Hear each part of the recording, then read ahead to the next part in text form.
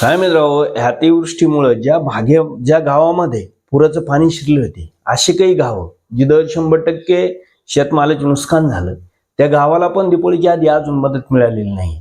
आणि त्या गावात ज्यावेळेस तहसीलदार आला त्यावेळेस त्यानं पंचनामा करताना त्या गाववाल्याला विचारलंय की बाबा घरात पाणी शिरलं तर मग तुम्ही फोटो दाखवा. आता विचार करा मित्रांनो, ती फोटो दाखवायचं हे आहे का? म्हणजे तो वेळ कसा असतो की बाबा घरात पाणी शिरायला लागल्यानंतर तुम्ही काय करणार? फोटो काढणार का आपल्या घरातल्या वस्तू बाहेर घेतान का आपला स्वतः जीव वाचितान? काय करणार तुम्ही? मला हा प्रश्नाचं उत्तर द्या. आणि दुसरी गोष्ट, या अधिकाऱ्यात जर घरात पाणी शिरलं असतं तर यांना काय त्याचा फोटो काढला असता? फोटो काढीत बसला असता? यांना उलट याचं काही वस्तू बाहेर नेल्या असत्या ना, का ज्या वाचित येईन त्या वाचल्या असत्या. अन्नधान्य म्हणा, काही गोष्टी म्हणा.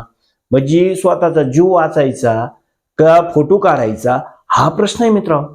आणि एवढं जर जायला असे अधिकारी जर असेल शासनाच्या याच्यामध्ये, तर यांना मला तर वाटतं काय आहे, असं कळडीच्या पाट्यानं हिंडलं पाहिजे मित्रांनो, कपडे काढून. खरंच सांगतो, जर असेल तर म्हणजे त्याचा जीव वाचायचा पाडलाय, त्या घरच्यांना त्यांची जीव वाचायची, लेकरं बाळ सगळे, आणि ते द्यायचं सोडून फोटो काढायचा. तो केलं असतं घरी असं? त्यांना विचारतो, तू अधिकारी म्हणून तो स्वतःच्या घरात पाणी शिरलं असतं पहिला फोटोच काढला असता, काही दुसरं पाहिलं नसतं? काय नालायकपणा आहे मित्रांनो, इतका नालायकपणा आहे की काय यांनी हात करून टाकलेली आहे.